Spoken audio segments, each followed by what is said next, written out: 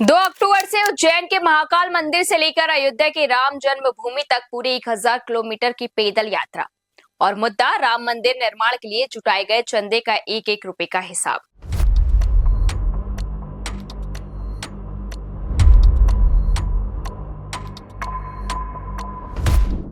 जी हाँ, मध्य प्रदेश के पूर्व मुख्यमंत्री और कांग्रेस के दिग्गज नेता दिग्विजय सिंह ने एक ऐसा बड़ा ऐलान कर दिया जिससे प्रदेश से लेकर देश की सियासत में एक नया भूचाल ला दिया है।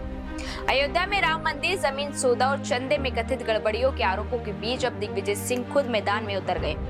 उन्होंने घोषणा की है कि वे 2 अक्टूबर से महाकाल की नगरी उज्जैन से भगवान राम की नगरी अयोध्या तक करीब 1000 किलोमीटर लंबी पदयात्रा शुरू करने जा रहे हैं। लेकिन हैरान करने वाली बात यह है कि दिग्विजय सिंह ने इस यात्रा को पूरी तरह से गैर राजनीतिक रखने का दावा किया है। आखिर दिग्विजय सिंह अचानक इतनी बड़ी पदयात्रा क्यों कर रहे हैं और इसके पीछे उनका कानूनी प्लान क्या है, चलिए आपको विस्तार से बताते हैं। भोपाल में मीडिया से बात करते हुए दिग्विजय सिंह ने साफ किया कि इस यात्रा में कांग्रेस पार्टी का कोई प्रचार नहीं होगा। इतना ही नहीं, यात्रा के दौरान वे खुद फेसबुक, एक्स यानी ट्विटर समेत किसी भी सोशल मीडिया प्लेटफॉर्म का इस्तेमाल नहीं करेंगे। दिग्विजय सिंह ने बताया कि उन्होंने खुद राम मंदिर निर्माण के लिए 1,11,000 रुपए का चंदा दिया था, जिसकी रसीद और चेक की कॉपी आज भी उनके पास सुरक्षित है। अब वे इसी चंदे का हिसाब मांगने के लिए कानूनी रास्ता अपनाने जा रहे हैं। दिग्विजय सिंह ने कहा कि वे 5 या 6 जुलाई को देश के वरिष्ठ वकीलों से चर्चा करेंगे और उसके बाद सीधे अयोध्या जाकर कोर्ट में मुकदमा दायर करेंगे। उनका साफ कहना है कि राम मंदिर के नाम पर देश के करोड़ों श्रद्धालुओं ने अपनी गड़ी हुई कमाई और अटूट आस्था के साथ दान किया था।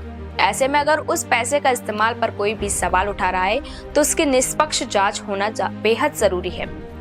उन्होंने ये भी ऐलान किया कि अगर कोर्ट में वित्तीय अनियमितता साबित हो जाती है तो वे अपना दिया हुआ चंदा वापस ले लेंगे और उसे किसी मान्यता प्राप्त धार्मिक पीठ या शंकराचार्य के न्यास को दान कर देंगे। दिग्विजय सिंह ने इस पदयात्रा में उन सभी लोगों को शामिल होने का न्योता दिया है जिन्होंने राम मंदिर के लिए दान दिया था, चाहे वे किसी भी राजनीतिक दल के क्यों ना हो। यात्रा के दौरान वे चंदा देने वालों की रसीद और चेक की कॉपियां भी अपने साथ लेकर चलेंगे। सिर्फ राम मंदिर ही नहीं, पूर्व मुख्यमंत्री ने इस दौरान राष्ट्रीय स्वयं सेवक संघ यानी आरएसएस और विश्व हिंदू परिषद की आर्थिक पारदर्शिता पर भी तीखे सवाल उठाए हैं। उन्होंने गंभीर आरोप लगाते हुए कहा है कि उज्जैन के महाकाल मंदिर क्षेत्र की कीमती जमीन पर आरएसएस से जुड़े एक ट्रस्ट ने गेस्ट हाउस बनाया था, जब अब 100 कमरों का होटल तैयार किया जा रहा है और वहां ठहरने वालों को वीआईपी दर्शन की सुविधा भी दी जा रही है। उन्होंने मांग की है कि इस चंदे के उपयोग की भी जांच होनी चाहिए। बात यहीं खत्म नहीं हुई। दिग्विजय सिंह ने ऐलान किया है कि वे अपने घर के बाहर एक तख्ती यानी बोर्ड लगाएंगे जिस पर साफ साफ लिखा होगा, मेरे घर में चंदा चोरों का प्रवेश निषेध है। लेकिन अब देखना यह होगा कि दिग्विजय सिंह की इस 1000 किलोमीटर लंबी पदयात्रा और अदालती केस के ऐलान के बाद राम मंदिर ट्रस्ट और बीजेपी इस पर क्या पलटवार करती है और ये सियासी ऊंट किस करवट बैठता है।